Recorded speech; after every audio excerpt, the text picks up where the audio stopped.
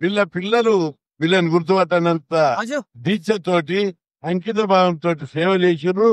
వీళ్ళని అర్ధాంతరంగా తొలగించడం చాలా అన్యాయం, అక్రమం. వీళ్ళకి జాబులు ఇచ్చే వరకు ప్రభుత్వాన్ని వెంటాడుతామని చెప్పి మీ అందరికి మనవి. ఇంకొక విషయం, ముఖ్యమంత్రి ఏమన్నాడు ఎన్నికలకు ముందు 2 లక్షల ఉద్యోగాలు ఇస్తా, అందరికి నిరుద్యోగ వృత్తి ఇస్తా అని వాగ్దానం చేశాడు. ఉద్యోగాలు ఇస్తా అని చెప్పి 2 లక్షల ఉద్యోగాలు ఇస్తాని ఉన్న ఉద్యోగాలు ఊడగట్టడంలో ఉన్న అర్థం ఏంటిదని చెప్పి ముఖ్యమంత్రికి నేను సవాల్ చెప్పాను. నేను 2 లక్షల ఉద్యోగాల్లో 50,000 ఉద్యోగాలు కూడా ఇవ్వలేదు. కానీ ఈ ఉద్యోగులను తీసేస్తున్నావు వరుసగా. ఈ 263 స్కూళ్లలో వాళ్ళను తొలగించడానికి సహేతుకమైన కారణం ఏమిటో చెప్పాలి. వీళ్ళందరూ రోడ్ల మీదకి వచ్చారు, పేపర్లు వచ్చింది. అయినప్పటికీ కూడా ముఖ్యమంత్రి ఒక్కసారి అధికారులు, ఉన్నతాధికారులకు కూడా నేను ఫోన్ చేసి చెప్పిన, వాళ్ళని తీసేసి ఎవరు తీసుకోవాలని చెప్తే మేము రివ్యూ చేస్తాం. అనుగు వర్షిని తీసేసింది. తీసేస్తే ఏం చేయాలి?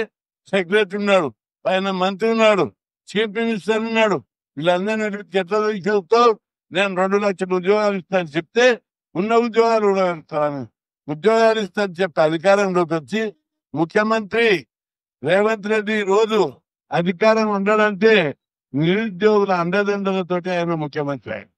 లేకపోతే ధ్వజస్తంభం దాకా పాతకపోయిన కేసీఆర్ ను ఓడించడము కాంగ్రెస్ పార్టీ చేత కాదు. ఇప్పుడు కూడా చెప్తున్నాం, అంత బలమైనటువంటి కేసీఆర్ ను నిరుద్యోగులు పట్టు పట్టి ఓడిస్తే మీ కాంగ్రెస్ బలం కాదది. నిరుద్యోగుల మద్దతు, నిరుద్యోగులు పట్టు పట్టి ఈయన ఇంటికి ఫామ్ హౌస్ పంపించారని పంపించారు. మాకు ఉద్యోగాలు ఇస్తున్నాడు కేసీఆర్, ఈయన ఓడించారని ఒక్కొక్క నిరుద్యోగి బండ్లు కట్టి, బాలు కట్టి, ఊరూర ప్రచారం చేసి పట్టుదలతో ఆయన ఓడించాడు. అది నిరుద్యోగుల సీటర్. ముఖ్యమంత్రిని కూర్చున్నామంటే నిరుద్యోగుల పట్టుదలతో, పోరాటంతో. మేము అప్పుడు టీఆర్ఎస్ ప్రభుత్వం ఉన్నప్పుడు 400 సార్లు ధర్నా చేసి, ఎక్కడ చూసినా ధర్నా, ఉద్యోగాలు భర్తీ చేయాలి, ఉద్యోగాలు భర్తీ చేయాలి. ఈయన ఉద్యోగాలు భర్తీ చేస్తారని పట్టు పట్టి నిరుద్యోగుల యొక్క వ్యతిరేకత చెప్పి చాలా పోరాటం చేశాడు. దానివల్లనే కేసీఆర్ ఓడగొట్టి నేను సీట్లో కూర్చోబెట్టాను. నేను సీట్లో కూర్చున్నాక ఏం చేస్తున్నావు? ఇంతవరకు పాత నోటిఫికేషన్లు, కొత్త నోటిఫికేషన్లు కలిసి 60,000 మందికి ఉద్యోగాలు ఇవ్వలేదు. ఇప్పుడు ఉన్న ఉద్యోగాలను తీసుకుని పెట్టాం. అందుకే 263 మందికి ఉద్యోగాలు ఇచ్చే వరకు వదిలిపెట్టేది లేదని చెప్పి ప్రభుత్వాన్ని హెచ్చరిస్తారు. మీరు అందరూ ధైర్యంగా ఉందండి, మీకు ఇవ్వని మేము ఉన్నాం, ఎవరు లేదు.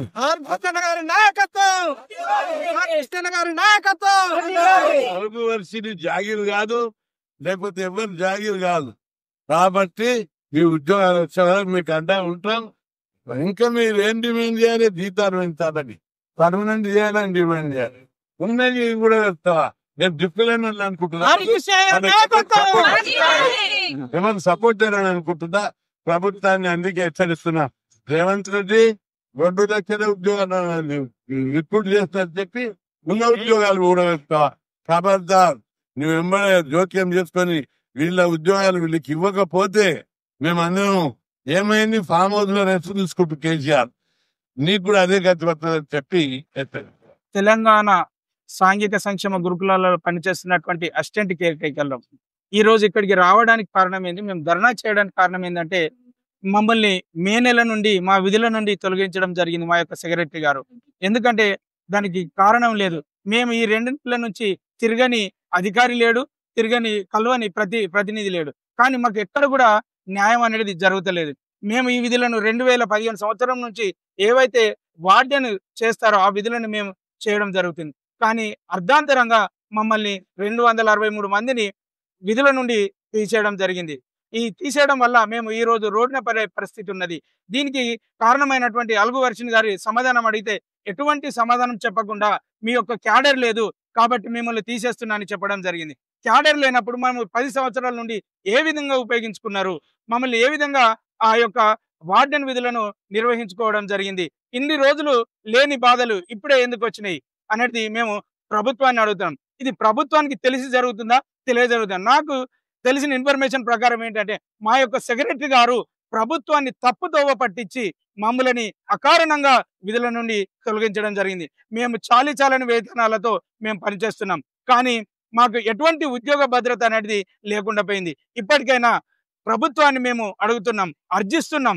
మేము ప్రతి ఒక్క ప్రజాప్రతినిధిని ఈ 2 నెలల నుంచి కలుస్తున్నాం. మేము మా యొక్క వినతి పత్రాలు ఇచ్చాం. కానీ ఎవ్వరు కూడా మమ్మల్ని ఎక్కడ కూడా మీకు న్యాయం చేస్తామని ఇంతవరకు ముందుకు రాకపోగా మేము ఈరోజు మా యొక్క పరిస్థితి ఏందని రోడ్డుకెక్కి అడుక్కోవాల్సిన పరిస్థితి వచ్చింది. కాబట్టి ప్రభుత్వాన్ని మేము వేడుకుంటున్నాం, ముఖ్యమంత్రి గారు ఈ యొక్క సమాచారాన్ని సేకరించండి.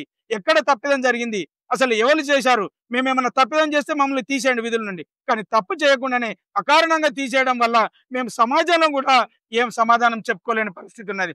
కాబట్టి దయచేసి ముఖ్యమంత్రి గారు దీనిపైన చర్య తీసుకొని మమ్మల్ని వెంటనే విధిలోకి తీసుకోవాల్సిందిగా మేము ప్రాధాయపడుతున్నాం. ఈ రోజు మొత్తం 33 జిల్లాల నుండి ఇక్కడికి వచ్చి మేము మా యొక్క ధర్నా కార్యక్రమంలో కూర్చోవడం జరిగింది. ఈ ధర్నాను కూడా మేము శాంతియుతంగా చేస్తున్నాం. ఎందుకంటే మా యొక్క మా యొక్క ప్రాబ్లమ్స్ ని మేము ప్రభుత్వానికి విన్నవించుకున్నాం. ప్రభుత్వం మీద నమ్మకం ఉంది, చిత్తశుద్ధి ఉంది ప్రభుత్వం మీద. ఎందుకంటే మమ్మల్ని తిరిగి మళ్ళీ విధుల్లోకి తీసుకుంటారని. కాబట్టి దయచేసి ఇప్పటికైనా మా యొక్క సెక్రటరీ గారు తీసుకున్నటువంటి అనుచిత నిర్ణయాన్ని మీరు వెనక్కి తీసుకోమని ఒక సిఫారసు చేస్తారని మేము ఆశిస్తున్నాం. అలాగే ఇన్ని రోజులు మాకు ఒక శాఖ మంత్రి అంటూ లేరు. ఈ రోజు మాకు దళిత శాఖ ముఖ్యమంత్రి వచ్చారు. అడ్లూరి లక్ష్మణ్ కుమార్ గారి మీద మాకు నమ్మకం ఉంది, అపారమైన నమ్మకం ఉంది. మమ్మల్ని ఏ తప్పిదం వల్ల తీసేశారో మా సెక్రటరీ గారిని రిపోర్టు తెప్పించుకొని వెంటనే విధుల్లోకి తీసుకుంటారని ఆశిస్తున్నాం.